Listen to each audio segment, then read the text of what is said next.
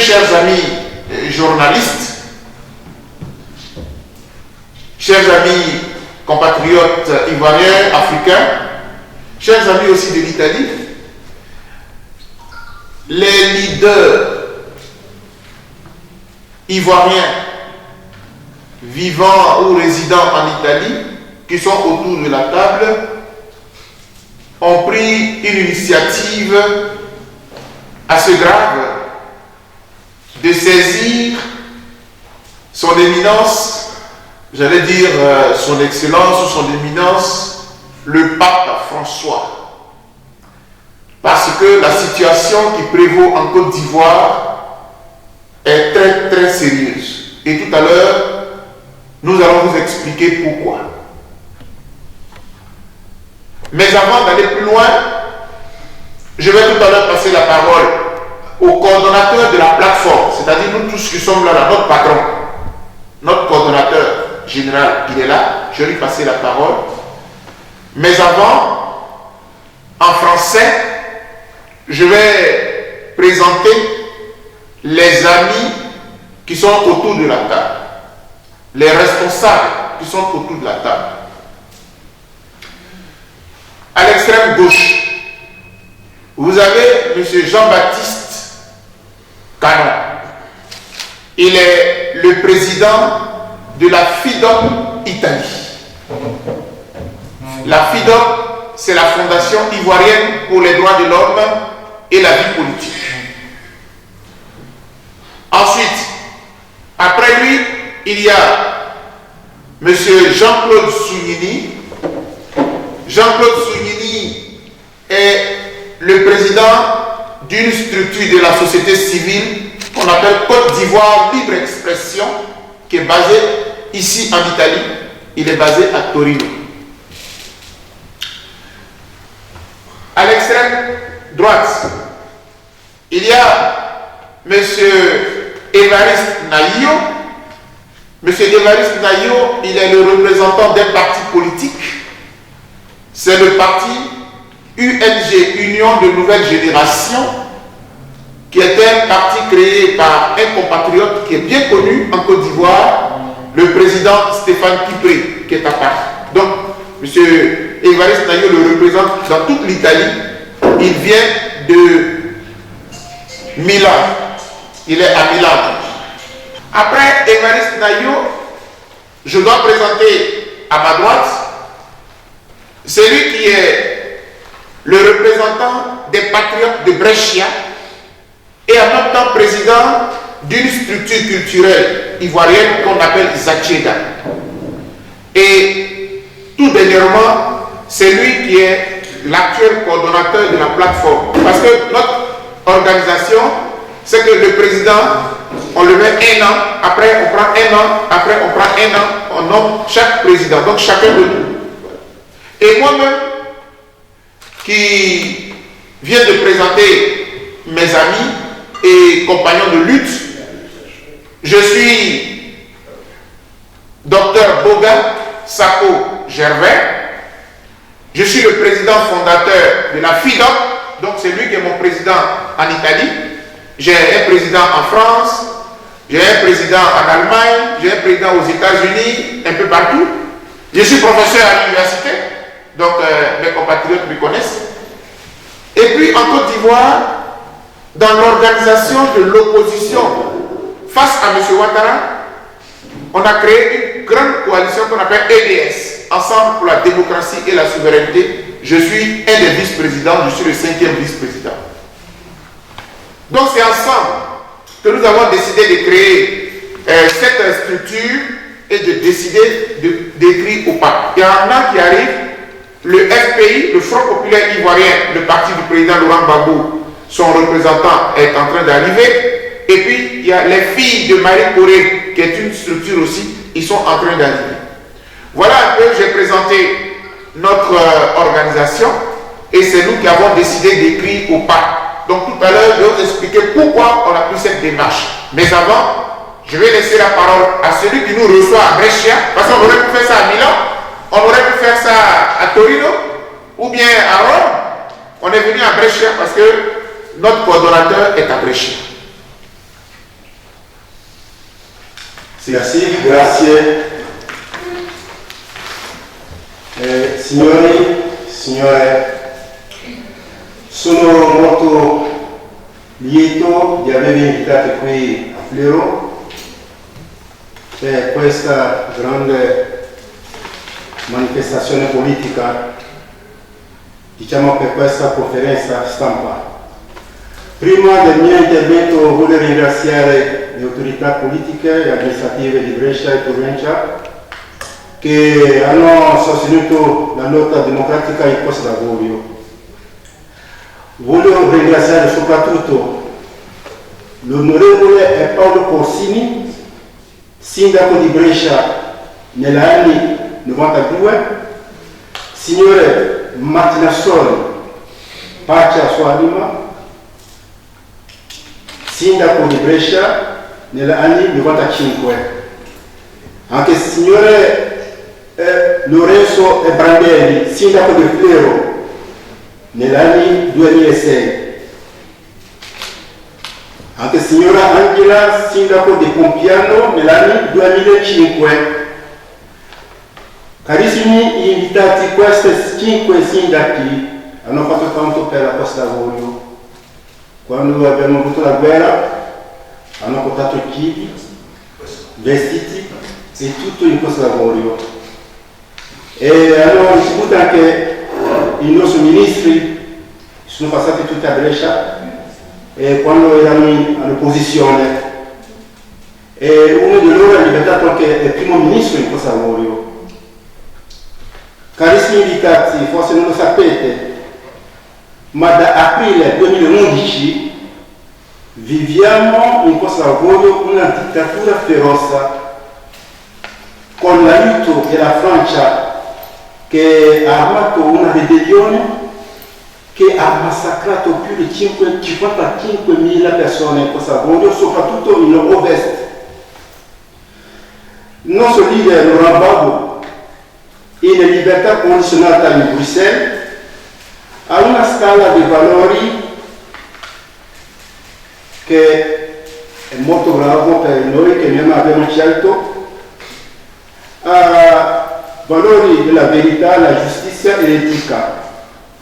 Carissimi invitati, non voglio farvi un discorso chilometrico, soltanto, come diceva una idealista, Pablo Ortega, che diceva: noi dobbiamo rispettare la dignità umana e aiutare la gente a avere l'autodeterminazione dei popoli perché essi possono esprimersi liberamente. Fine della citazione. Buona conferenza, grazie per il nostro papà che è tra di noi, benvenuti qua. Grazie.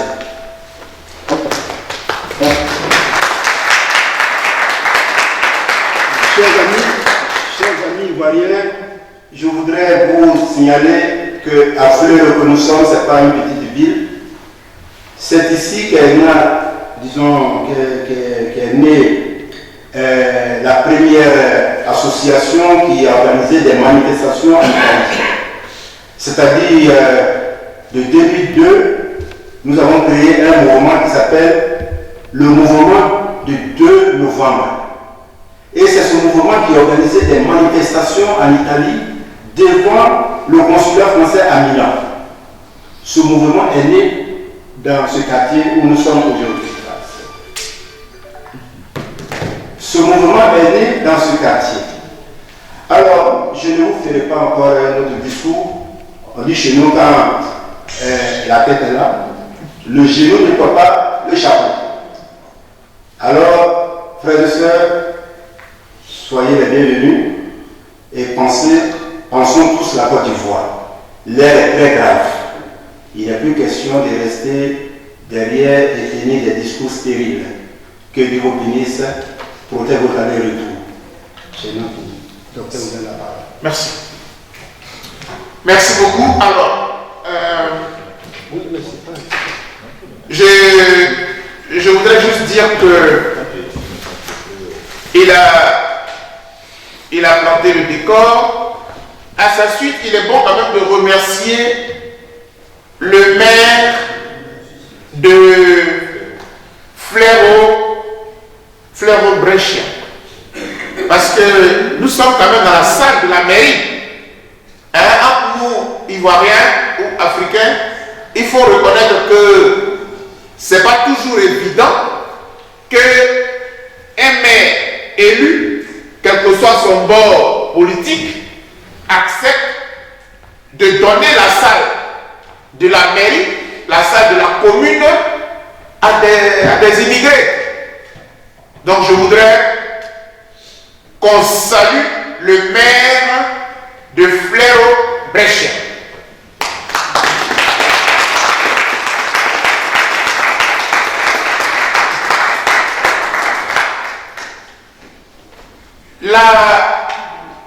L'étape ultime de notre rencontre, c'est de dévoiler le message d'alerte que nous adressons au pape. C'est pour ça que nous sommes venus de partout. Ils sont arrivés de Torino, de Parma, de Milano, moi de Firenze. Il y a une personne qui est arrivée de Napoli, de Vérone aussi elle arrive. Voilà. On est venu d'un peu partout à cause de ce message qu'on adresse au pape. Mais on ne peut pas adresser le message comme ça parce que c'est une lettre ouverte. Donc on a voulu l'ouvrir ici et puis demain ça sera au Vatican parce qu'on nous a communiqué tous les contacts des journalistes du Vatican et évidemment nous avons aussi l'adresse du pape et donc dès demain matin, dès lundi, sous lettre recommandée, ce courrier sera au Vatican. Libre au pape de nous convoquer et nous irons au Vatican pour expliquer. Mais ce qui est intéressant, je vais vous dire aussi pourquoi. En Côte d'Ivoire, les archevêques, ils ont adressé un message au régime de M. Alassane Ouattara et un message à tous les hommes politiques de Côte d'Ivoire. Et dans le message, c'était lors de la conférence des évêques en Côte d'Ivoire. La conférence des évêques a eu lieu à Korogo. Et à cette occasion, c'est la 114e conférence épiscopale de Côte d'Ivoire. Donc tous les évêques de Côte d'Ivoire, ils ont eu une conférence. Et pendant la conférence, ils ont adressé un message aux hommes politiques. C'est extraordinaire parce qu'en Côte d'Ivoire, on n'a jamais vu ça. Que des évêques, des hommes de Dieu décident d'écrire aux hommes politiques, de leur parler, c'est que la situation est grave. Et tout à l'heure, je vais vous dire qu'est-ce que les évêques ont dit. Mais avant que les évêques ne parlent, le nonce apostolique, celui qui représente l'ambassadeur du pape, le nonce apostolique, lors de la cérémonie des vœux au président de la République de Côte d'Ivoire, M. Ouattara, le nonce apostolique a dit au chef de l'État, la situation est grave. Mais quelle est cette situation qui est grave? Mesdames et messieurs, en octobre 2020, la Côte d'Ivoire va faire une élection présidentielle. Voilà le danger. On ne peut pas comprendre pourquoi en Afrique, dès qu'on dit qu'il y a une élection présidentielle, chacun prend. Il va y avoir combien de morts, combien de blessés. Partout en Afrique, dès qu'on dit qu'il y a élection, il va y avoir des morts. C'est impensable. Et en 2010, la Côte d'Ivoire, jamais dans le monde entier on a vu cela, à cause d'une élection présidentielle, on a tué des personnes. Bon, officiellement, M. Ouattara dit que c'est 3000 morts. Mais nous qui sommes Ivoiriens, on sait que c'est pratiquement le double ou bien le triple. D'ailleurs, la commission que M. Ouattara lui-même a mise en place, la CDVR, commission dialogue, vérité et réconciliation, dirigée par l'ancien gouverneur de la BCAO, M. Charles Konan Bani. Le rapport n'a pas été rendu public. Et dans ce rapport, M. Charles Konan Bani a fait un travail qui a coûté des milliards à la Côte d'Ivoire. Il a sorti un rapport. Dans le rapport, il y a 7000 morts. M. Ouattara n'a pas rendu le rapport public. L'heure est grave. En octobre qui vient là, on va connaître une élection. Est-ce que ce qu'on a vécu en 2010 ne va pas se répéter encore en 2020? Voilà l'inquiétude des Ivoiriens. Donc les évêques qui voient cette situation et qui sont inquiets ont décidé d'interpeller les hommes politiques. Et ils ont adressé un message. Ils ont dit aux hommes politiques 4 choses. Ils disent, si vous voulez qu'en 2020, octobre 2020, on ait une élection présidentielle tranquille, 4 conditions. 1. Créer la réconciliation. Pourquoi vous voulez faire une élection puis il y a la guerre? Pourquoi vous vous insultez? Pourquoi vous vous attaquez? Calmez-vous. Faites la réconciliation. 1. Cela veut dire quoi? Si on n'a pas la réconciliation, on risque de faire encore la guerre pendant l'élection. Voici ce que les évêques ont dit. 2. Ils disent gouvernement, opposition, société civile, créer le dialogue. Créer le dialogue pour que le climat socio-politique soit calme et qu'on puisse faire une élection tranquille. Voici ce que les évêques ont dit. 3. Les évêques disent, si vous voulez faire une élection démocratique, respectez la Constitution, respectez la commission électorale indépendante. Ça veut dire quoi? Ça veut dire que si l'élection va être juste, il faut que l'arbitre soit neutre. Il ne faut pas que l'arbitre soit du côté du pouvoir. Il ne faut pas que l'arbitre soit du côté de l'opposition. Qu'il faut un arbitre propre, un arbitre tranquille. Comme ça, si l'arbitre dit, c'est toi qui as gagné, tout le monde est d'accord. C'est 3, c'est ce que les évêques ont dit. 4. La dernière condition que les évêques ont évoquée, c'est la 4e condition qui est la conséquence, c'est celle de l'égalité des chances, etc., etc. Voilà. Donc, première condition, réconciliation. Deuxième condition, que j'ai rappelé, le dialogue. Troisième condition, respecter la Constitution et la commission électorale indépendante. La 4e condition, ils disent que tout le monde soit candidat. C'est-à-dire qu'il faut qu'il y ait une élection ouverte. Voilà ce que les évêques ont dit. Mesdames et messieurs, quand les évêques ont dit ça, tout le monde dit les évêques font la politique. En Côte d'Ivoire, les évêques font la politique. 2 jours après, le cardinal d'Abidjan, Jean-Pierre Coutois,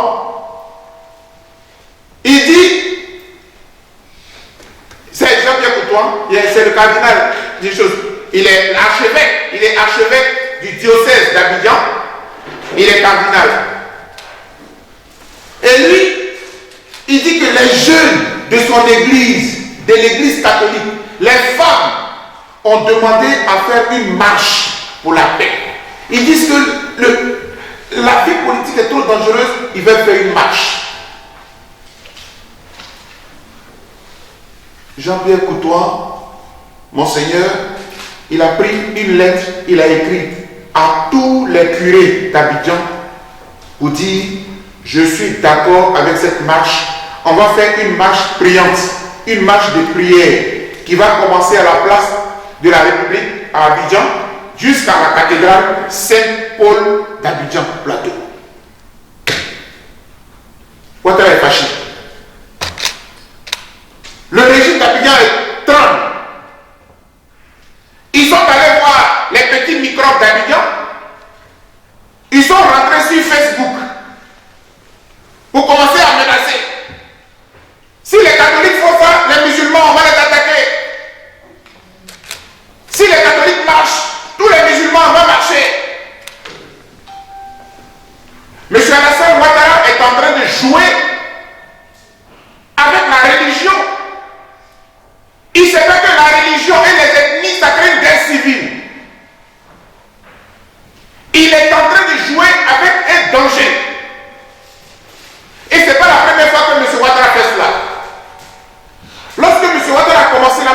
en Côte d'Ivoire. Il a dit dans tous les journaux, on ne veut pas que je sois président parce que je suis musulman. On ne veut pas de moi parce que je suis du Nord. Je suis du lac. Et on a failli avoir la guerre civile en Côte d'Ivoire. Parce que les Ivoiriens, ils s'aiment entre eux. On a tout fait pour éviter le piège que nous a tendu Alassane Ouattara. Et aujourd'hui, Alassane Ouattara est en train d'utiliser la religion. Il est en train d'utiliser Monseigneur Coutouan contre les musulmans. Pourtant, qu'est-ce que les évêques ont dit? On va prier pour la paix. Si tu es président et tu aimes la paix, si les catholiques disent qu'ils vont marcher pour la paix, moi, président, je vais marcher pour la paix dans mon pays. Si les musulmans disent qu'ils vont marcher pour la paix, moi, président, je vais marcher pour la paix. Voilà le rôle d'un président. Mais un président, les gens disent qu'ils vont marcher, ils s'en vont prendre les jeunes pour venir effrayer les évêques jusqu'à ce que Monseigneur Coutouan dit, bon, je ne veux pas la guerre. Il ne faut pas que demain on dise que c'est l'église catholique qui a envoyé la guerre. On ne fera plus la marche. On va prier au sein de la cathédrale Saint-Paul d'Abidjan. Je dis merci, Monseigneur. Merci, Monseigneur. Parce que notre palabre, ce n'est pas l'église catholique qui a fait le palabre des hommes politiques. Ce n'est pas l'église catholique qui va prendre la lutte des hommes politiques comme si c'était sa lutte. Donc merci à l'église catholique d'être sortie de ce combat. Mais les hommes politiques vont assumer leur combat. Mes chers compatriotes, ce soir, on a voulu se retrouver ici pour dire à M. Ouattara que nous aimons notre pays. Oui, on ne peut pas accepter que notre pays brûle. On ne peut pas accepter que notre pays brûle. Nous tous, on connaît le sermon, on connaît ce qu'on appelle, c'est la parabole de Salomon, non? On connaît bien la parabole de Salomon. Je parle sous le contrôle de mes pères qui sont là. C'est Salomon qui a dit, il y a deux femmes qui disent, c'est mon bébé, c'est mon bébé, c'est mon bébé, c'est mon bébé. Et finalement, il y a une qui a dit, non, mon roi, on ne va pas couper l'enfant en deux, il faut lui donner. Ça fait 10 ans qu'on s'est tué pour que Ouattara gouverne. 10 ans. En 10 ans, il n'y a pas de liberté. Il n'y a pas de critique. On ne parle pas. Tu parles, on t'envoie en prison. Tu parles, on t'envoie en exil. Je suis en exil, ça fait 10 ans.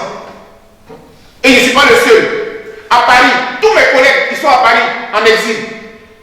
Je suis le seul en Italie. Mais il y a beaucoup. Je dis, je suis le seul leader ici en Italie. Je vais aux États-Unis, il y a des exilés là-bas. M. Ouattara nous chasse de notre pays. Quel est ce président qu'on ne critique pas? Je vais en Italie, ici, on critique les dirigeants. Je vais en France, on critique Macron. Je vais aux États-Unis, on critique Donald Trump. Qui est président qu'on ne critique pas? Qui est qui? Même Dieu, il y en a qui le critiquent. Même Dieu qui nous a créés là, il y en a qui se permettent de le critiquer. Dieu. Dieu, on le critique. Dieu. Toi, tu es qui? Tu es Dieu? Tu es Dieu, toi, tu ne critiques pas? Je vais prendre 2 minutes. Je vais passer la parole à Soumini. Il va résumer en italien un peu. Il va résumer un peu pour que... Je sais que tout le monde comprend, mais il va dire ça un peu en italien, en résumé. Allora, buonasera a tutti.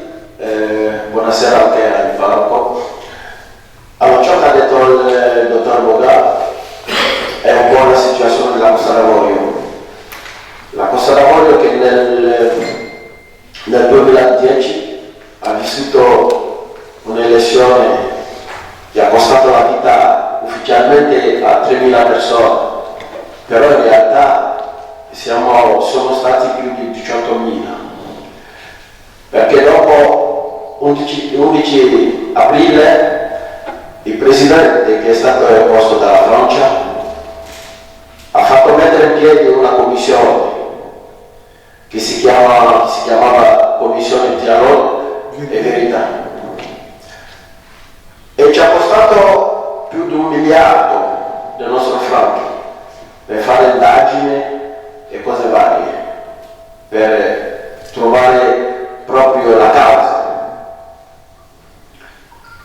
Quando questa commissione ha finito i lavori, che hanno dato al Presidente tutta la documentazione, lui non ha voluto renderlo pubblico, perché lui sa che effettivamente, perché hanno detto nel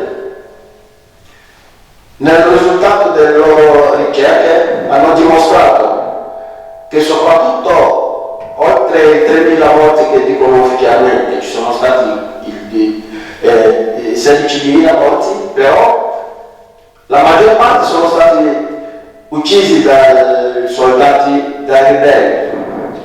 Quindi praticamente il lavoro che è stato fatto, che ha costato ai contribuenti ivoriani, non è stato reso pubblico, quindi non sappiamo cosa contiene questi documenti.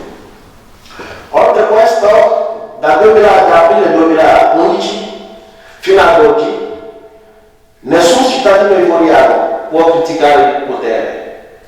Se uno si azzarda a criticare, o va in galera, o va in esilio, o ancora peggio viene ammazzato.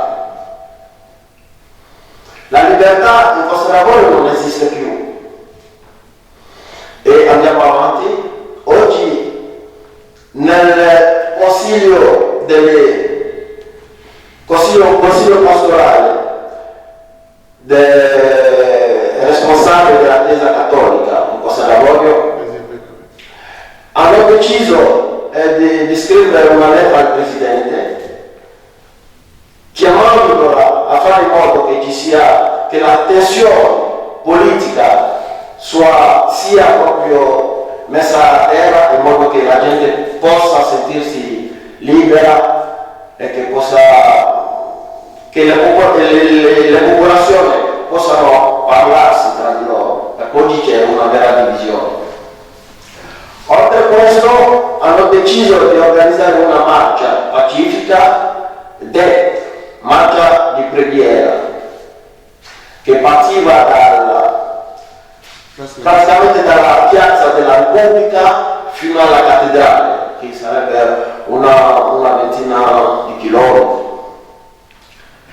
E su questo al potere non è piaciuto, perché si vede che il potere non ha bisogno di pace, perché se una chiesa dice che organizziamo una marcia pacifica per la pace in un paese, al contrario il potere doveva sostenere questo movimento. Però cosa hanno fatto? Hanno chiamato altri ragazzi, quindi sulla rete sociale, Facebook e cose varie, sono stati minacci nei confronti del prete, dei vescovi e così via. Addirittura sono state delle minacce peggiori, di morte. Quindi il vescovo hanno cercato di opporre la religione musulmana, l'Islam, alla religione cristiana, cioè cattolica.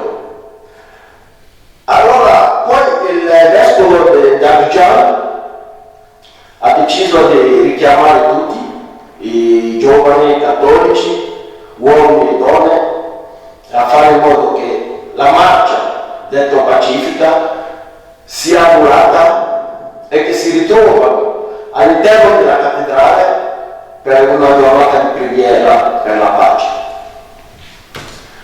Quindi questa situazione rende la cosa lavoro molto tesa e molto difficile. In previsione alle elezioni presidenziali di ottobre 2020. Quindi pensando a quello abbiamo deciso di anticipare, chiamando il Papa a avere un riguardo sulla nostra lavoro. Quindi noi responsabili dei vari gruppi, partiti politici, abbiamo deciso di scrivere una lettera al Papa chiedendo, oltre il Papa, a tutti i vescovi e preti occidentali di aiutare la nostra lavoro ad uscire in modo pacifico di questa elezione di ottobre 2020, perché non vogliamo andare a votare e dopodiché la gente invece di andare a casa va al cimitero. Quindi il nostro obiettivo è di andare a richiamare l'opinione internazionale, la comunità internazionale ad aiutare per fare in modo che le prossime elezioni siano democratiche, che tutti i candidati possano presentarsi e soprattutto al rispetto della Costituzione primordiale. Quindi il motivo del nostro incontro stasera è questo, è di avere un'elezione pulita, un'elezione pacifica, un'elezione dove un cittadino libero va a votare e ritorna a casa in famiglia.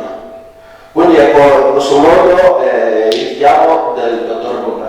Grazie. Avant qu'on fasse la lecture de la lettre, je vais dire deux choses. Non, deux. Une chose encore sur M. Ouattara, c'est important. Et puis la deuxième, je vous dis pourquoi même on a décidé aussi, après les évêques, pourquoi l'idée du pape, on a voulu le faire maintenant. Parce qu'il y a quand même longtemps qu'on a l'idée, nous on est en Italie, le pape il est quand même ici. D'accord? Donc je vais vous dire ça tout à l'heure.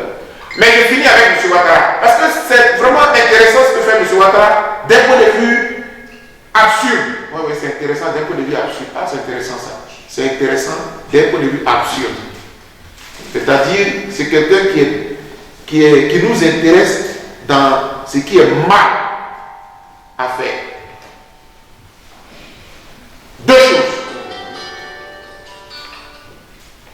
Deux choses qui nous intéressent. La première chose, M. Ouattara, ces jours-ci, il a accepté. Souvent on dit que c'est lui. Parce que quand tu es chef de l'État, tout ce qui se passe dans le pays là, c'est que tu es d'accord. C'est ça, le chef de l'État. M. Macron ne peut pas accepter qu'il y ait un ennemi de la France sur le territoire de la France. Non. Si Macron est d'accord que Guillaume Soro soit sur son territoire, c'est que dans la philosophie de Macron, Guillaume Soro n'est pas ennemi de la France. Ah, c'est intéressant tout ça. M. Ouattara a accepté que dans le climat qu'on est en train de vous décrire là, il soit diffusé en Côte d'Ivoire un film qu'on a appelé 69 jours, le temps des assassins. Regardez le titre du film. On est en train de préparer une élection. Tout le monde a peur. La fête de Noël et de Nouvel An, là, on a passé ça dans la frayeur. Parce que Ouattara était en guerre avec Guillaume Soro, le chef de la rébellion. Les Ivoiriens n'ont pas dormi. Parce que le 23 décembre 2019, M. Ouattara a délivré un mandat d'arrêt contre Guillaume Soro. Ah, tout le monde a peur. Le monsieur, c'est lui qui était le chef des rebelles. Tu lui déclares la guerre, comment on va faire? Tout le monde tremble. C'est ce que Ouattara a servi aux Ivoiriens. Et on est en train de préparer une élection. M. Ouattara sort un film. Mais pourquoi c'est lui? Pourquoi nous on l'accuse? Pourquoi Dr Boga accuse Ouattara, M. Ouattara? Pourquoi? Mais parce que dans le film là, c'est M. Ouattara qui est l'acteur principal. Lui-même, chef de l'État, il est assis. Et puis, journaliste lui tend le micro. Oui, vous savez, en 2002, on a voulu me tuer. Ils sont venus avec des chars. C'est Gbagbo qui les a envoyés. C'est Simone Gbagbo. C'est Blaise Goudé. Est-ce que ça, un président fait ça? Regardez, des enfantillages comme ça. Un président de la République. Un président de la République. Quand tu es président, tu as atteint le sommet. Quand tu es président, les petites critiques là, tu n'es plus dedans, tu es en haut. C'est pour ça qu'un président ne peut pas accepter d'être président d'un parti politique. J'ai écrit, où est le livre même? J'ai écrit ici. C'est quoi un président de la République? Un président de la République, c'est quoi? Un président de la République, c'est quoi? Nelson Mandela a fait 27 ans en prison. 27 ans. Nelson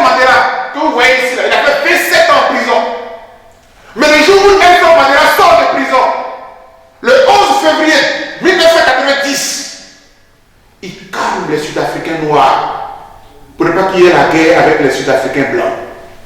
Voilà un président. Voilà un président. Nelson Mandela fait 27 ans en prison. J'ai dit 27. Le jour où il sort de prison, toute l'Afrique du Sud, président, Nelson Mandela devient président. Il calme les Sud-Africains noirs pour ne pas qu'ils fassent la guerre avec les Sud-Africains blancs. Voilà un président. Mais on a un président en Côte d'Ivoire. Il fait film. Il fait film pour dire, oui, ils sont là, ils sont. Et puis dans le film, il sort de sa bouche. Ce sont des animaux.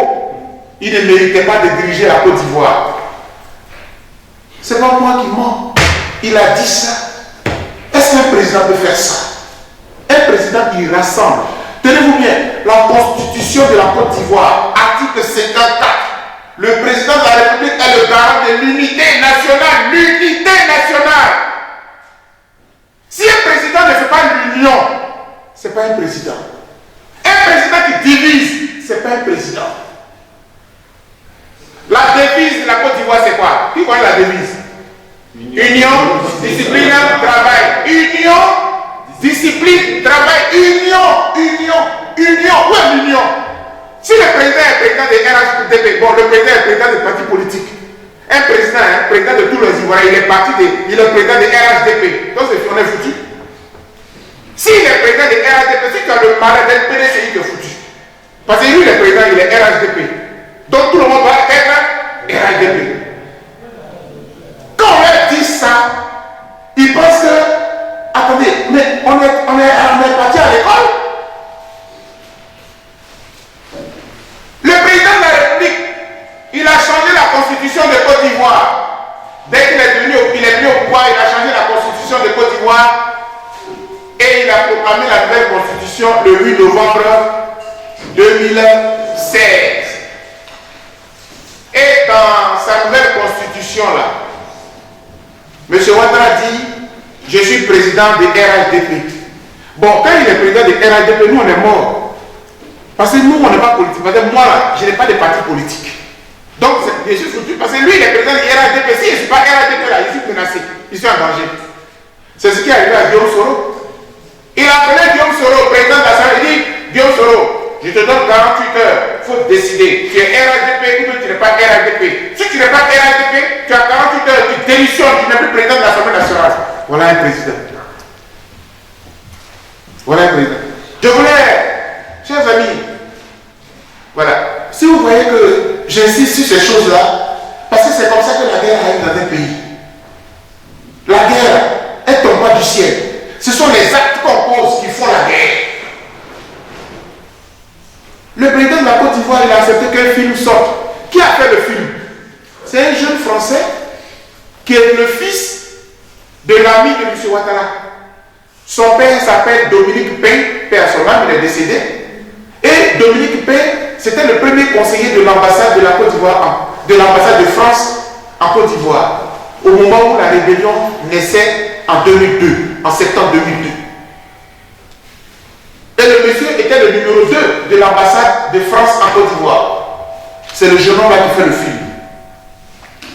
Et le chef de l'État, le président de mon pays, il est assis dans le film-là et puis il parle des faits qui se sont déroulés en 2002. On est en 2020. Ça, il parle de 2002, où il y a eu la guerre. On est en 2020. Il y a la guerre qui est devant nous. C'est pas sage. C'est pas sage. Ce n'est pas sage. Et en tant qu'Ivoirien, on a le droit d'avoir peur. Parce qu'on a l'impression qu'il y a des gens qui veulent qu'on fasse la guerre. Il ne faut pas qu'on le suive. S'il veut qu'on fasse la guerre, on doit dire non. Mais c'est lui qu'on va faire partie. Celui qui veut qu'on fasse la guerre dans notre pays, on va dire non, mais lui on va le faire partie. La deuxième chose que je voudrais vous dire, la deuxième chose que M. Ouattara a faite, qui nous interpelle,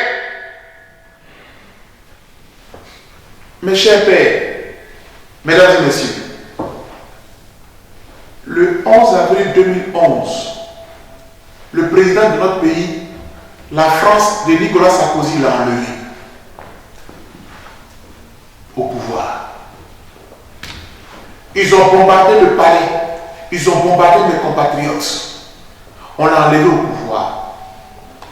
La communauté internationale dit que M. Gbagbo c'est un dictateur, il a perdu les élections de 2010, il ne veut pas partir.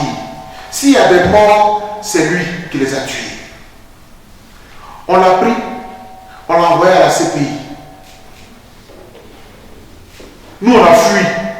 Parce que société civile, comme je ne supportais pas Ouattara, on dit tu n'es pas bon, tu es pro-Gbagbo, c'est pas grave. On m'a balancé en exil. En exil, là, nous tous, allez, tous ceux qui sont là, on prend car, on va voir comment l'histoire de notre pays est jugée à l'extérieur. Laurent Gbagbo a été transféré à la CPI le 30 novembre 2011. Il est en prison. On veut faire procès. Les juges disent à la procureure, maintenant la procureure, là, on ne peut pas faire procès. Ce que tu as envoyé, il n'y a pas de preuve dedans. Le monsieur là, il n'a rien fait. On dit, bon, c'est pas grave, on te donne, il faut aller chercher preuve pour venir encore. En attendant, M. Gbagbo reste en prison. 2 ans, cadeau. Il est resté en prison. Et puis, le 28 novembre 2016, je rappelle, non, 2018. C'est 2018 l'ouverture du procès 2018. On est d'accord? Puisque ça fait 3 ans, non? 2018, 2019, 2020. C'est juste. Le 28 novembre 2018, oui, bien sûr. Non, si ce n'est pas 16, c'est 18. L'ouverture du procès. On va à la CPI, on est tous partis là-bas. Ils ont ouvert le procès.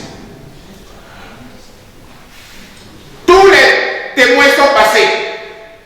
82 témoins. Bon, de toute façon, les gens connaissent la date. On peut se tromper sur l'année, c'est pas grave. On est en train de gloser, c'est pas grave. 82 témoins. Qui a choisi les témoins? M. Ouattara, Guillaume Soro, eux tous. Ils ont trié. Il n'y a pas opposition en Côte d'Ivoire. Ils ont trié tous les témoins pour aller à la CPI pour condamner M. Gbagbo. Tous les témoins. Les généraux de l'armée qui soutenaient M. Gbagbo, ils sont passés à la CPI. On a fini 2 ans, 3 ans. Le juge italien, qu'une autre affuseur, c'est un juge italien. Oh, c'est trop intéressant cette histoire. Demain, on va la raconter au monde entier. Mais je le fais déjà. Quand je voyage aux États-Unis partout, je la raconte aux gens. C'est un film. Ce qui s'est passé à Côte d'Ivoire, c'est un film. Un film surréaliste. Mais ce film, on l'a tourné. Et ce film-là, nous, on a été des braves dedans. Ce n'est pas un film de Ouattara où on divise. Non. Nous, on défend la patrie. Parce qu'on défend la justice et la vérité. J'ai dit partout sur les plateaux de télévision, si vous voulez la vérité, on arrête Laurent Gbagbo, on arrête Ouattara, on arrête Guillaume Soro. Eux tous, on les envoie à la CPI. Voilà la vérité. Mais vous prenez un seul. Et puis on laisse Ouattara. Et puis on laisse Guillaume Soro. Et puis on laisse tous les chefs de guerre.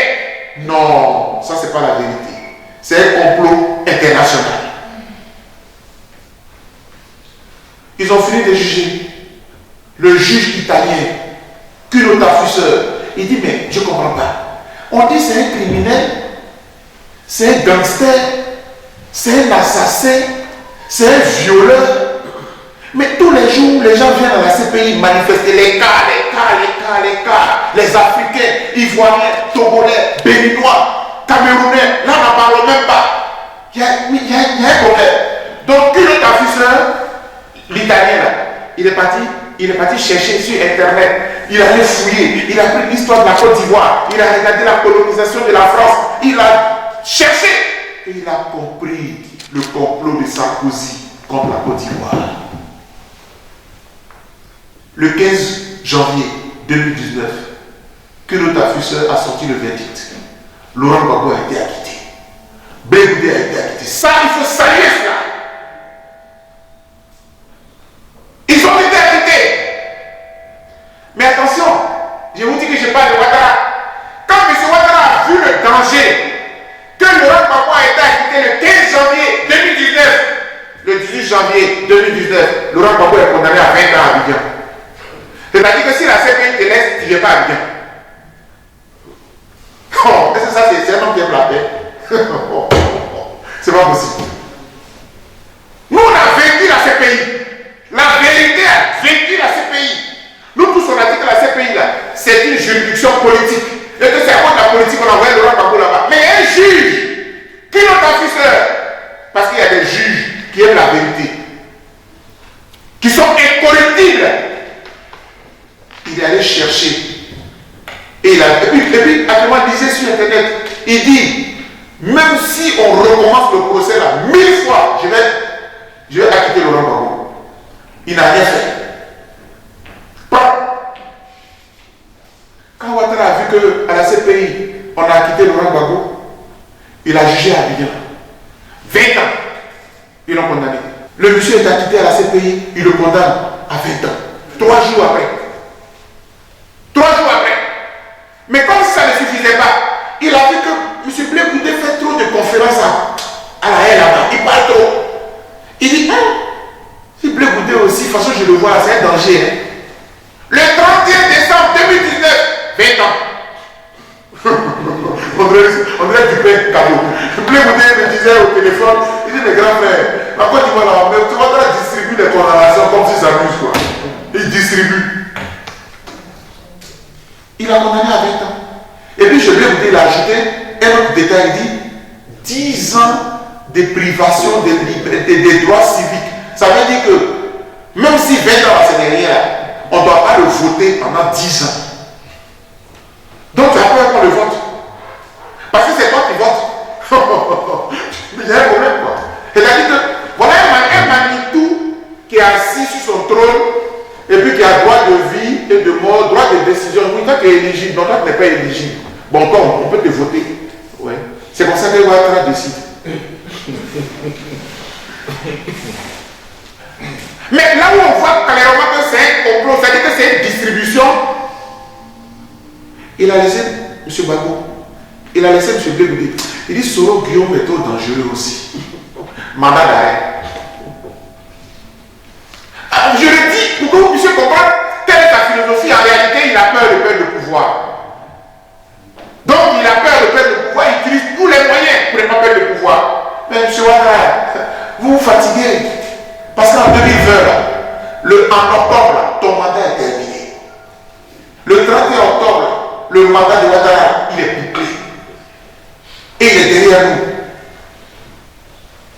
Et ça, vous ne pouvez pas. Vous ne pouvez pas bloquer les Ivoiriens parce que les Ivoiriens, regardez, M. Ouattara, déjà même, aujourd'hui, il est minoritaire jusqu'à terminer, il est minoritaire jusqu'à écraser.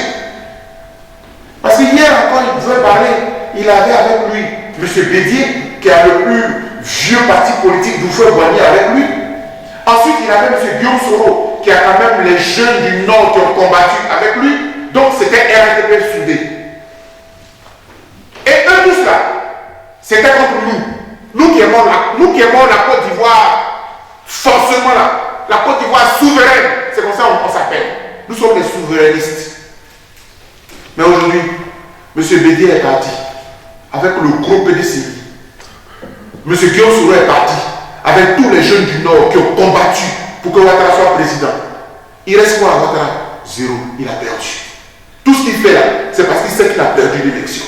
Je vous mets au défi, on met Ouattara au défi. Si tu dis que tu es un démocrate, si tu dis que tu es majoritaire, change la commission électorale et puis alors en 2020, toi tu seras battu, tu vas voir.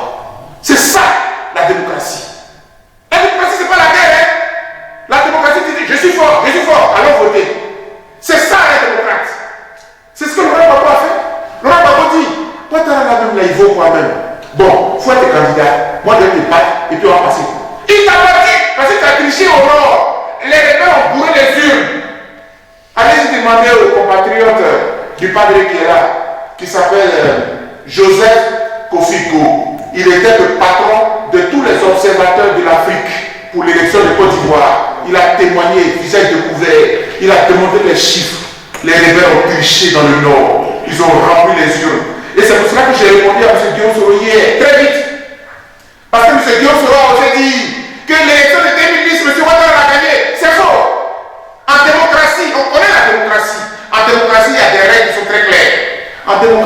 venir dans les urnes, et puis en même temps, il faut accepter le résultat tel que proclamé par l'instance officielle qui est chargée de proclamer les résultats. C'est ça. Parce que tu dis, et la démocratie, quelqu'un peut tricher et puis bourrer les urnes. Tu n'es pas le vrai vainqueur, puisque tu as bourré les urnes. Ce n'est pas ça la démocratie. En démocratie, il faut gagner avec la loyale, en respectant le processus jusqu'au bout. Or, dans le Nord, M. Ouattara a bourré les urnes.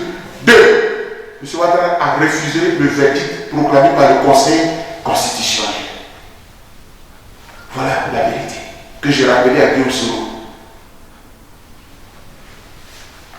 Chers amis, j'étais en train de vous donner le deuxième aspect de M. Ouattara et je termine là-dessus pour dire il a fini de faire tout ça.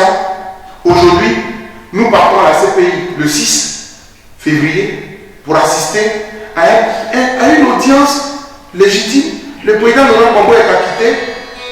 Ouattara, on va à une audience. Le président Laurent Gbagbo a été acquitté depuis le 15 janvier 2019. On l'a envoyé à Bruxelles. Bruxelles a accepté de le recevoir. Mais ils ont écrit des clauses selon lesquelles le monsieur ne peut pas tousser. Il n'a pas le droit de parler. Il n'a pas le droit de faire une déclaration. Il n'a pas le droit de faire de la politique. Il n'a pas... Mais on dit, mais non, mais attends, est-ce que c'est un prisonnier ou bien c'est un acquitté?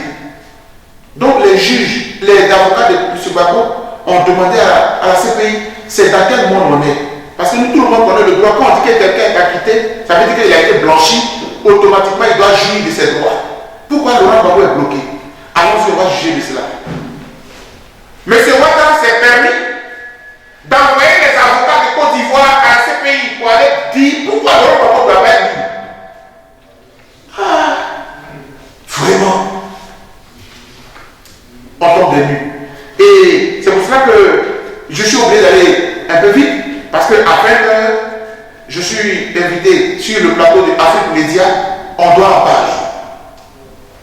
Parce qu'on ne peut pas comprendre que la justice s'est prononcée, le monsieur a été acquitté, et l'État de Côte d'Ivoire, qui n'a même pas le droit de participer au procès, en tant que qui? Ni acquis civil, ni rien du tout. Donc, M. Ouattara a dit à ses avocats d'aller plaider pourquoi Laurent Gbagbo ne doit pas venir. Et vous savez leur argument?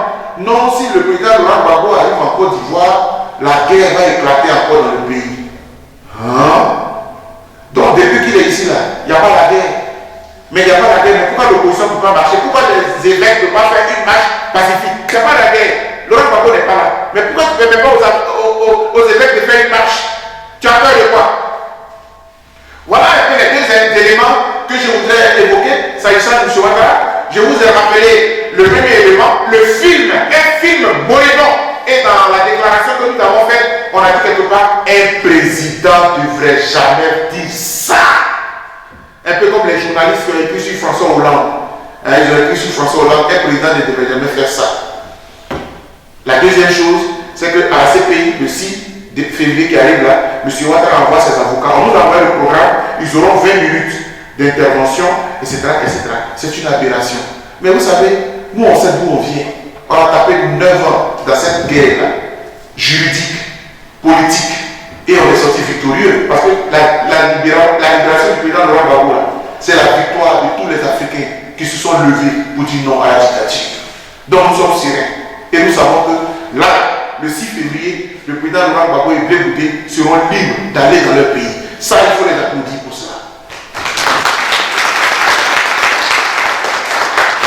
Maintenant que je dis cela, je vais vous dire pourquoi est-ce que, maintenant, il nous reste 3 choses. 1, je vais vous dire pourquoi est-ce qu'on a saisi le pape. Je crois qu'il a déjà dit en italien, je vais rappeler cela. 2, nous allons lire la déclaration avant de le signer. On lit et puis on signe. Ok? Bon. Dans la nuit du 18 au 19 septembre 2002, le président de la République de Côte d'Ivoire n'était pas au pays, il était en mission hors du pays, lorsque des jeunes Ivoiriens qui étaient cachés au Burkina Faso depuis longtemps ont pris les armes, ils sont descendus en Côte d'Ivoire et ils ont attaqué 4 villes. Mans, Korogo, Boaké et Abidjan. Nous sommes dans la nuit du 18 au 19 septembre 2009. Où était le président Laurent Gbagbo? Qui c'est? Il était au Vatican. Donc il était ici en Italie. Il avait rendez-vous en visite officielle avec le pape, ici, en Italie, donc au Vatican. C'est un détail, donc ça nous intéresse. Le président de la Côte d'Ivoire est en visite officielle au Vatican. Pourquoi? Le Vatican, c'est un État. Et c'est un État fort. Que vous le voulez ou pas, au plan diplomatique, c'est un État puissant. Donc le président de Côte d'Ivoire était ici. Bon, nous aussi, qui sommes Ivoiriens, on sait qu'il y a d'autres raisons, mais on n'en parle pas sur la place publique. Et il y a d'autres enfants parmi nous.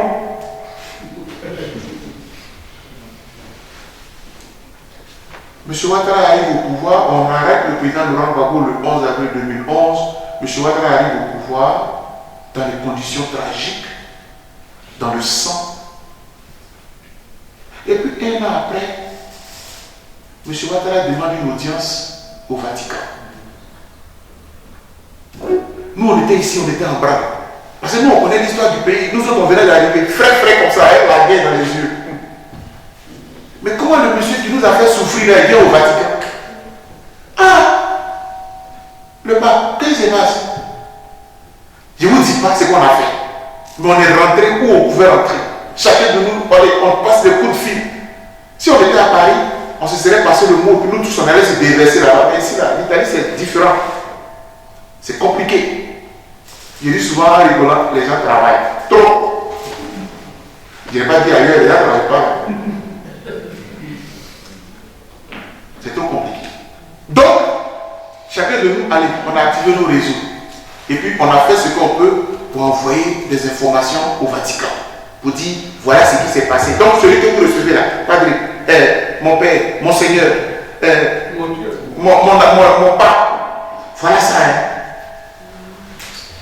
Le 16 novembre 2012, M. Ouattara a été reçu au Vatican.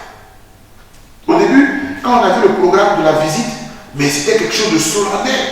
Il voulait vraiment... Parce qu'il venait de sortir de la guerre, donc il voulait se réhabiliter. Il voulait montrer aux yeux du monde qu'il n'est pas comme on le croit, mais il est accepté dans le monde. Et même le pape l'a reçu. Donc il a mis une visite officielle à 10h, de 10h à 12h, et puis après il y avait une messe. Tout ça c'était programmé. Mais ça fait chier. Parce que la visite officielle là, elle n'a pas eu lieu en journée. Hein. C'est la nuit comme ça que le peuple l'a reçu. Parce qu'on a fait un travail de fond. Je voudrais que les Ivoiriens de l'Italie, vous vous applaudissez. Ah oui. Parce que ça on a fait. Là où il voulait être reçu à grande pompe officiellement au Vatican, c'est la nuit. Vous avez vu, non? J'ai pris même une photo là où sa femme était habillée en noir. En noir. Le noir de deuil. Il n'a pas montré à la télévision. On n'a même pas montré ça à la télévision ici en Italie. C'est la nuit, furtivement que le pape l'a reçu. Parce qu'on ne pouvait pas accepter ça. C'était une insulte. Déjà que l'église catholique était très gravement critiquée à Côte d'Ivoire. Dieu n'a pas été trop active d'avoir fermé les yeux. D'ailleurs, puisqu'il y a un homme de Dieu qui est là et Dieu est témoin, Monseigneur Jean-Pierre Coutois, aujourd'hui les Ivoiriens ont sorti des vidéos pendant que M. Ouattara et son équipe étaient à l'hôtel du Golfe et que les Ivoiriens mouraient aussi parce que les rebelles nous attaquaient. Dans Abidjan, Monseigneur Coutois était à l'hôtel du Golfe, il priait avec les Ouattara les dimanches. Les photos sont sur le net aujourd'hui.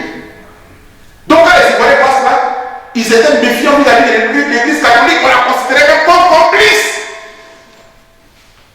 Nous, on peut être ici, en Italie, et puis fermer les yeux, que le Vatican reçoive officiellement M. Ouattara, qui nous a tous fait massacrer, et qui nous a chassés pour venir à l'exil. On ne peut pas l'accepter.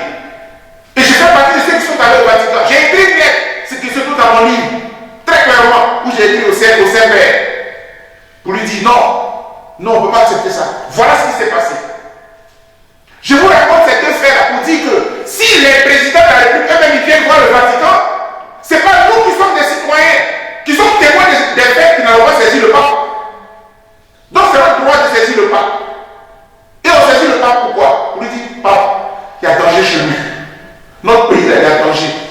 les évêques, qui sont les représentants du peuple même dans le pays, ils ont osé écrire et ils voulaient même faire une marche. Il y a danger. Mais le point final, pourquoi on a décidé même de faire cette lettre de Torah à la rendre publique? Il ne faut pas que l'Église se taise. Et qu'il y ait du grabuge en Côte d'Ivoire. Et que demain on vienne là pour compter les morts. On ne peut plus accepter ça. La communauté internationale, les ONG des droits de l'homme, on est là, on ne dit rien. Comme M. Ouattara est dictateur, vous vous taisez. Et puis après vous venez dire, oui, la FIDOC condamne, la LIDO condamne, Amnesty International condamne, on ne veut plus condamner. Il vaut mieux prévenir. C'est ce que nous voulons désormais.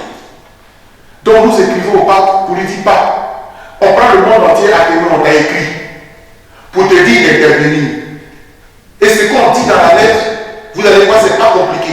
Le pape peut appeler les dirigeants des grands pays pour leur dire, organisons une conférence internationale sur la Côte d'Ivoire, appelons l'opposition, appelons la société civile, appelons le pouvoir. Disons-leur de se mettre d'accord. Ils n'ont pas signé un protocole d'accord pour que l'élection soit transparente, la commission électorale neutre, et puis aller à l'élection. Celui qui a gagné, il est le président.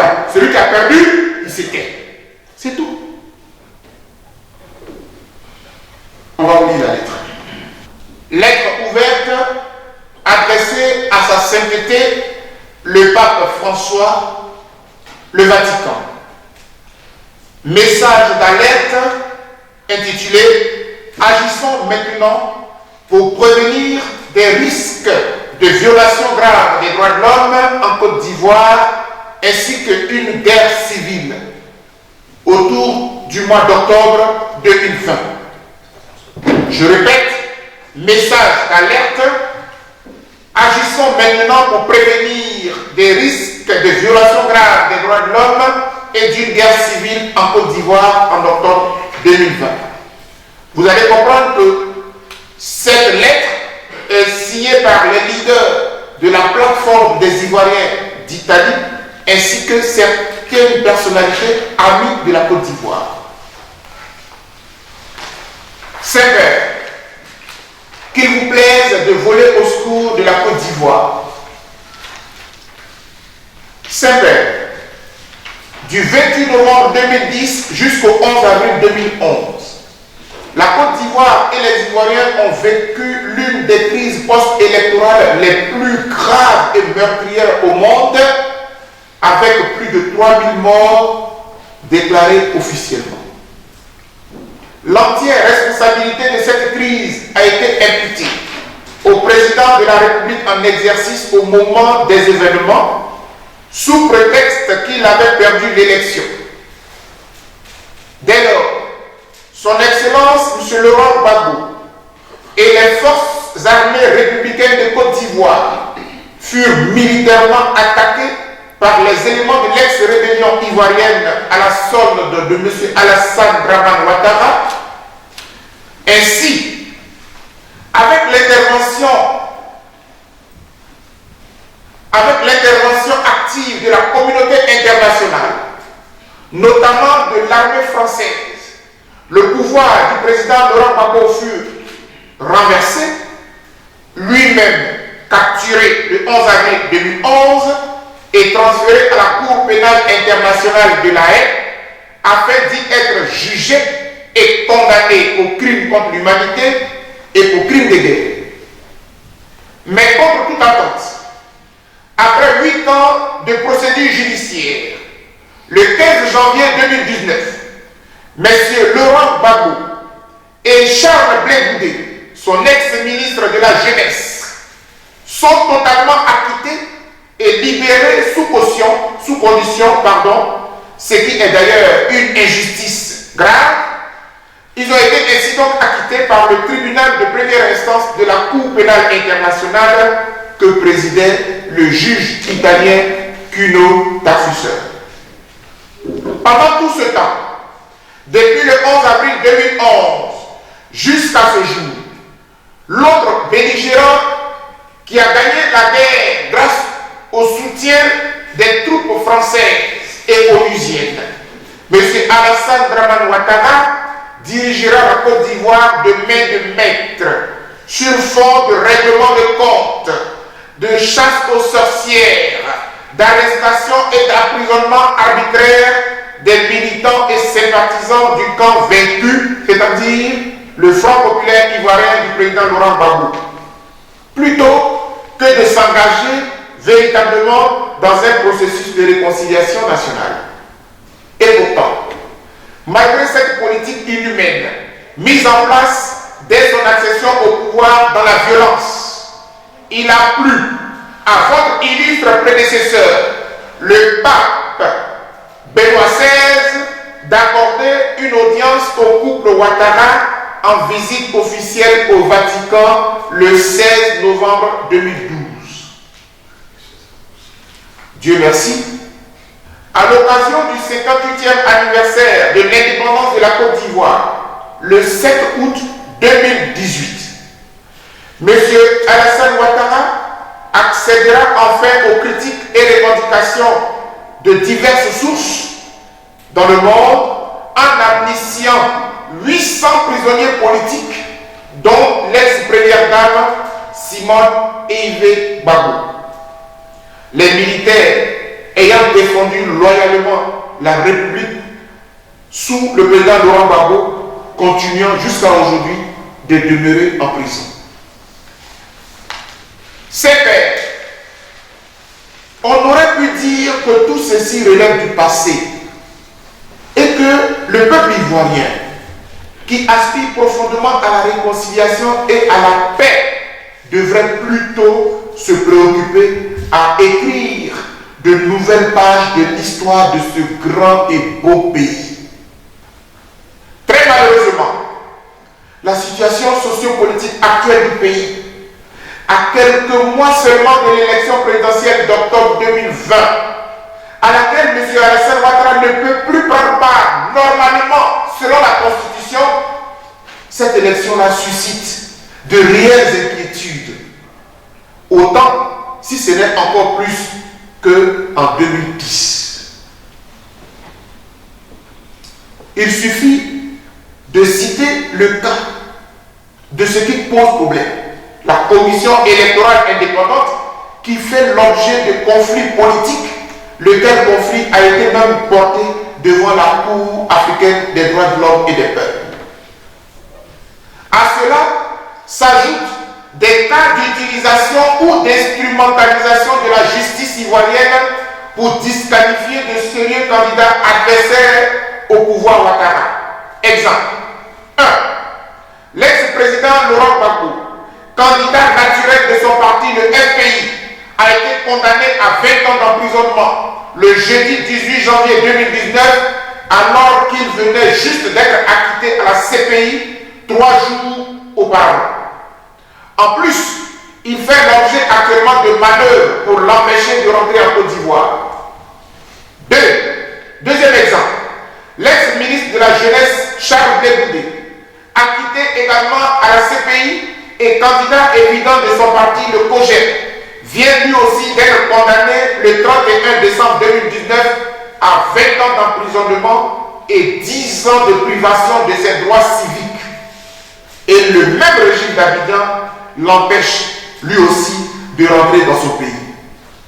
Troisième exemple, l'ex-premier ministre et ex-président de l'Assemblée nationale de Côte d'Ivoire, Guillaume Soro Kibafori, candidat déjà déclaré publiquement à l'élection présidentielle d'octobre 2020, est actuellement visé par un mandat d'arrêt international émis le 23 décembre 2019 et il est empêché également de retourner à Abidjan. Par ailleurs, le régime Ouattara s'apprêterait même à le juger et à le condamner lui aussi par contumace. Dernier exemple, quatrième exemple, l'ex-président Henri Konan Bédié, candidat potentiel de son parti, le PDCI-RDA, est en ce moment dans le viseur de M. Alassane Ouattara qui dit vouloir modifier la Constitution d'ici mars 2020. Ses partisans, les partisans de M. Ouattara, non, du moins les partisans de M. Bédié, gardent leur souffle.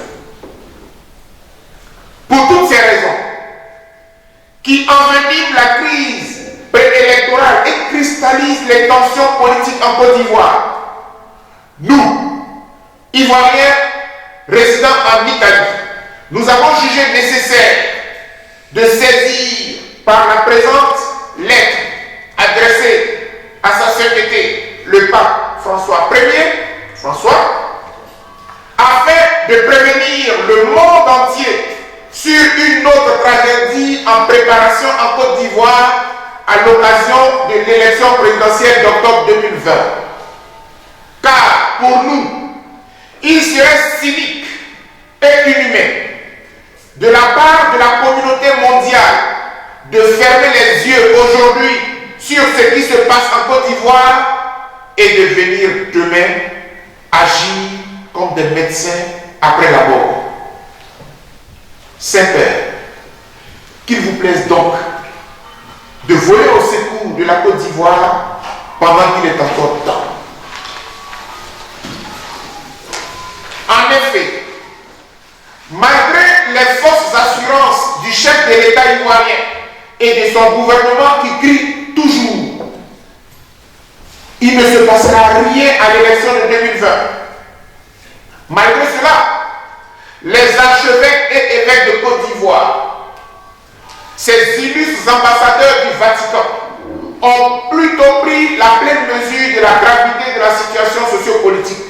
Ainsi, réunis à l'occasion de la 114e Assemblée de la Conférence des évêques catholiques de Côte d'Ivoire, CECCI, qui s'est tenue du 13 au 19 janvier 2020 au centre nord de la Côte d'Ivoire, dans l'église Notre-Dame du Rosaire de Dakar, à Korobo, ils ont délivré aux acteurs politiques et au monde entier, avec impartialité, courage et audace, un important message pour des élections transparentes, justes et ouvertes en vue de la réconciliation et la paix en Côte d'Ivoire. Ces archevêques et évêques de Côte d'Ivoire ont insisté dans leur message sur les 4 conditions que les acteurs politiques, surtout les gouvernants du pays, doivent observer en vue d'une élection présidentielle apaisée. On peut citer les évêques. La première condition qu'il faut observer dans la préparation de ces élections doit être la réconciliation. Cette réconciliation suppose, voire exige, le retour de tous les exilés, la libération de tous les prisonniers politiques et d'opinion, sans exception, et le dégel des avoirs. La deuxième condition est celle de la concertation et du consensus, pour prendre en compte les exigences et les aspirations légitimes de tous les acteurs sociopolitiques et les avis éclairés de la communauté internationale. La troisième condition, disent les évêques, doit être l'instauration de la consolidation de l'état de droit qui implique le respect de la Constitution, afin que personne ne nourrisse l'intention ou la volonté de manipuler les personnes, les textes, ni les institutions qui seront impliquées dans le processus électoral. Par ailleurs, le pouvoir exécutif devra agir de sorte à garantir aux personnes et aux institutions, notamment la commission électorale indépendante, une totale indépendance. Et enfin, selon les évêques, la quatrième condition, qui est une conséquence logique de l'indépendance de la CEI, est celle d'une élection présidentielle ouverte qui garantisse l'égalité des chances de tous, de tous les candidats désireux de compétir. La lutte contre l'exclusion trouverait ici tout son sens. Au-delà de cette importante déclaration des évêques, le 17 janvier 2020, l'archevêque d'Abidjan, Monseigneur Jean-Pierre Coutois, a adressé une correspondance au curé des paroisses de l'archidiocèse d'Abidjan, autorisant l'organisation d'une grande marche pour sensibiliser à la paix, et je le cite, pour sensibiliser à la paix et pour prier pour des élections apaisées en Côte d'Ivoire. Finalement, c'est une grande prière qui sera retenue et organisée au sein de la cathédrale Saint-Paul d'Abidjan Plateau le 15 février 2020 pour éviter toute récupération politique et des infiltrations de personnes mal intentionnées qui se signalaient déjà sur les réseaux sociaux.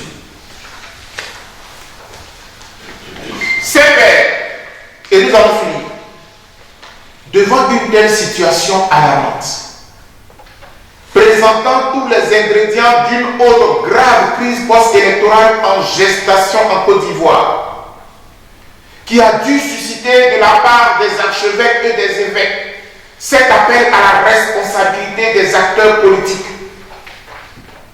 Que faire? Que faire pour éviter le pire à la Côte d'Ivoire? C'est faire. Que pourrait faire l'Église catholique de plus que ce beau message et cette grande cérémonie de prière en vue d'éviter une autre tragédie à ces pauvres populations ivoiriennes, ces créatures de Dieu qui ne demandent qu'à vivre heureuses dans leur pays? Que peut faire sa sainteté le pape François, dont les prises de position et les paroles empreintes de vérité, de justice et de miséricorde divine édifient et rassurent toute l'humanité depuis sa brillante élection au Vatican? Que peut donc faire le pape pour épargner à la Côte d'Ivoire le pire? Pour notre part, sous l'impulsion du Vatican, la communauté mondiale devrait dès maintenant se mobiliser. Elle pourrait organiser, sous l'arbitrage du pape, une grande table ronde internationale sur la situation préélectorale prévalant en Côte d'Ivoire, afin de réunir tous les acteurs ivoiriens, les politiques, la société civile et le pouvoir, de sorte à apaiser le climat sociopolitique. Le pape devrait donc s'impliquer activement afin d'aider les Ivoiriens à organiser une élection présidentielle juste, transparente et ouverte. Ainsi, le pape François aura sauvé des vies humaines et préservé les Ivoiriens et la Côte d'Ivoire du pire. Ces pères, nous vous implorons, nous comptons donc sur vous. Les populations de la Côte d'Ivoire et de toute l'Afrique comptent sur vous. Puisse Dieu veiller sur votre santé au quotidien, tout au long de cette année 2020, et son Fils, Jésus-Christ, vous inspirer toujours.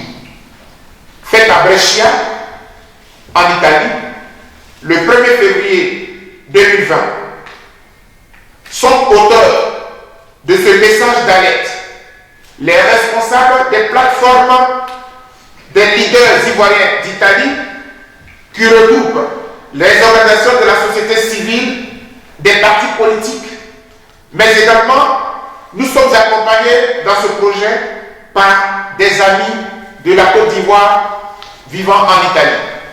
Ainsi, vont signer sous vos yeux les personnalités appartenant aux structures suivantes: la FIDOC, Fondation Ivoirienne pour les droits de l'homme et la vie politique, Côte d'Ivoire Libre Expression, les filles de Marie Corée, les patriotes de Brescia et du groupe Zacheda, le groupe C8, collectif des victimes web d'Italie, le COGEP de M. Charles Blé, l'UNG du président Stéphane Kipré, le FPI du président Laurent Gbagbo, mais également le PDCI-RDA du président Henri Bédier, une grande reporter indépendante italienne que l'on connaît très bien dans le milieu, Nicoletta Fagiolo, mais également un ex-ambassadeur d'Italie et président du Centre des relations avec l'Afrique qui se nomme Paolo Sanella.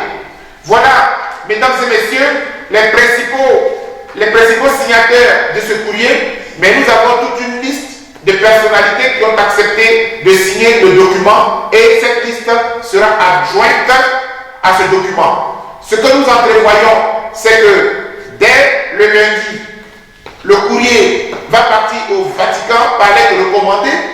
Ensuite, il y a le directeur du protocole du pape qui recevra une copie. Les 200 journalistes du Vatican nous ont adressé leur contact, leur mail. Ils recevront donc cette vidéo, également le courrier en manuscrit, le courrier que nous avons écrit. Voilà un peu, au nom de tous mes camarades qui sont ici, mes compatriotes avec qui nous luttons dans ce combat depuis une dizaine d'années.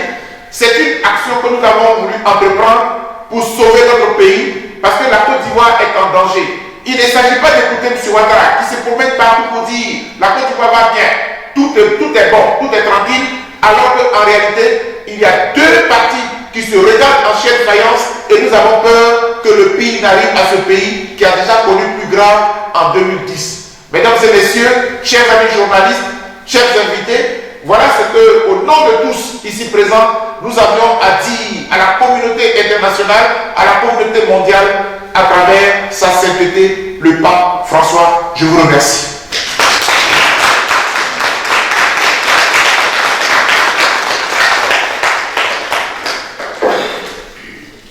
Voilà, donc nous allons procéder à la signature des 3 exemplaires officiels.